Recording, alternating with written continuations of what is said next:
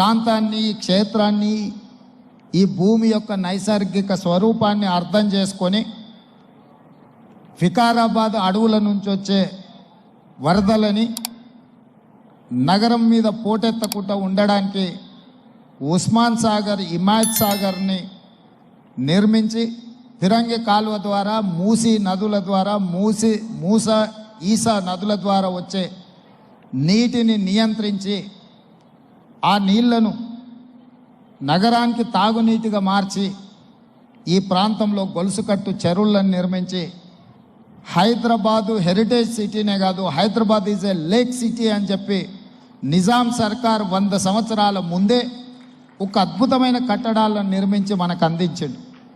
వారి వారసత్వంగా వచ్చిన ఈ కట్టడాలు మొన్న జరిగిన ఎండాకాలంలో తాగునీటి సమస్య వచ్చే కృష్ణా, గోదావరి ఎండిపోతే హైదరాబాదు నగరానికి దాహార్తి తీసింది గండిపేట, అంటే ఉస్మాన్ సాగర్, హిమాయత్ సాగర్ నుంచి నగరానికి తాగునీటిని వాడుకున్నామన్న సంగతి రాష్ట్ర ముఖ్యమంత్రి నేను చెప్పదలుచుకున్నా.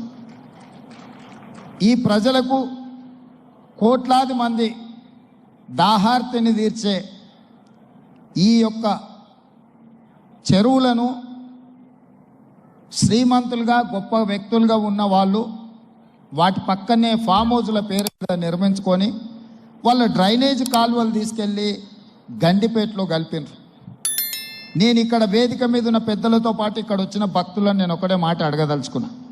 ఇవాళ వాళ్ళ విలాసవంతమైన జీవితం కోసం నిర్మించుకున్న ఫామ్ హౌజ్ల నుంచి వచ్చే డ్రైనేజ్ గండిపేటలో హిమాయత్ సాగర్ తాగునీటిలో కలిపితే ఆ నీళ్లు హైదరాబాదు నగరానికి తాగడానికి సరఫరా చేస్తుంటే వాళ్ళు నిర్మించిన అక్రమ నిర్మాణాలను వదిలేస్తే ఇక నేను ప్రజాప్రతినిధిగా విఫలమైనట్ట కాదా మీరు ఒక్కసారి ఆలోచన చేయండి.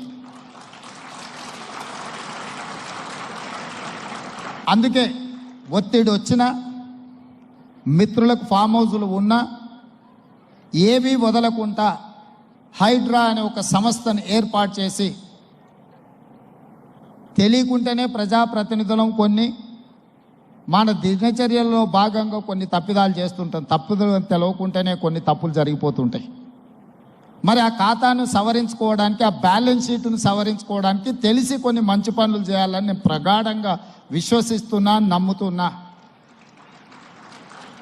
ఆ తెలిసి చెయ్యాలనుకుంటున్న మంచి పనులో భాగము ఈ చెరువులను చెరబట్టిన వాళ్ళ నుంచి విముక్తి కలిగించాలన్న ఏకైక లక్ష్యంతోనే ఈరోజు చెరువులను ఆక్రమించుకున్న వాళ్ళను ఎవరిని వదలకుండా ఉక్కు పాదంతో అణిచివేయాలన్న ఆలోచన, అందులో నిర్మాణాలను ఏ ఒత్తిడి వచ్చినా వెనక్కి తక్కకుండా తొలగించాలన్న ఆలోచనతోనే ఈరోజు ఈ చెరువులలో ఉన్న అక్రమ కట్టడాలను కూలగొడుతున్నాము.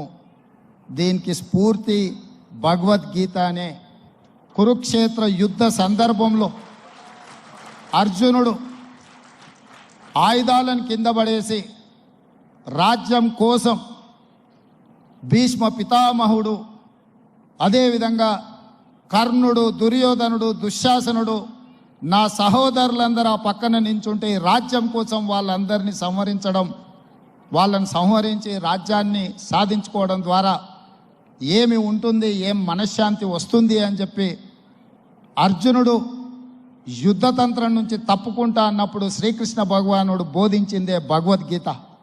చంపేదెవరు, చంపించేదెవరు, లోక కళ్యాణం కోసం నీ బాధ్యతను నెరవేర్చాల్సిందే. ధర్మం బ్రతకాలి, అధర్మం ఓడాలి అంటే నువ్వు యుద్ధం చెయ్యాల్సిందే అనే యుద్ధ నీతిని ఆ రోజు అర్జునుడికి బోధించింది శ్రీకృష్ణ భగవానుడు. ఇవాళ ఆ శ్రీకృష్ణ భగవానుడి బోధనానుసారమే ఈరోజు ఈ చెరువులను కాపాడే కార్యక్రమాన్ని నేను తీసుకుంటున్నా. నాకు తెలుసు ఈ చెరువులలో నిర్మాణమైన విలాసవంతమైన ఫామ్ హౌజులు ప్రభుత్వాన్ని ప్రభావితం చేయగలిగిన స్థానాలలో ఉన్న చాలామంది వ్యక్తులు ఉన్నారు. ప్రత్యక్షంగా ప్రభుత్వంలో భాగస్వాములు అయి ఉండొచ్చు, లేకపోతే సమాజం మీద బాగా ప్రభావితం చేయగలిగిన వ్యక్తులు ఉండొచ్చు. కానీ వాటన్నిటినీ నేను పట్టించుకోదలుచుకోలే.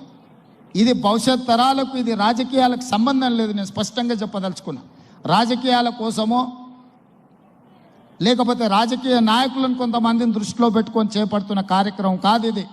భవిష్యత్ తరాలకు, మన పిల్లలకు, వాళ్ళ పిల్లలకు వారసత్వంగా మనం అందించే సంపద ఈ సరస్సులు, ఈ నదులు, లేకపోతే ఈ రోజున్న ఈ చెరువులు, ఈ ప్రకృతి సంపదను మనం విధ్వంసం చేస్తే ప్రకృతి మన మీద కక్ష కడుతుంది, ప్రకృతి మన మీద ప్రకోపిస్తే మనం చెన్నైలో చూసినాం, అదేవిధంగా ఉత్తరాఖండ్లో చూసినాం, నిన్నగాక మొన్న వాయనాడు మనం కేరళలో చూసినాం. ఈరోజు ఇలాంటివన్నిటిని దృష్టిలో పెట్టుకున్నప్పుడు ఈ హైదరాబాదు నగరాన్ని రక్షించుకోవాల్సిన బాధ్యత మన అందరి మీద ఉన్నది. ఇది ఒక సుందరమైన నగరం. ఈ నగరానికి ఈ చెరువులే ఒక అందం. ఈ చెరువులను కాపాడే బాధ్యత ఈ ప్రభుత్వం తీసుకుంటుంది. ఎవరు ఏమనుకున్నా, ఎవరు ఏ ఒత్తిడి తెచ్చినా వాటన్నిటిని పక్కన పెట్టి చెరువులను ఆక్రమించుకున్న వాళ్ళ భరతం పడుతుంది ఈ ప్రభుత్వం అని చెప్పి నేను ఈ సందర్భంగా తెలియదలుచుకున్నా.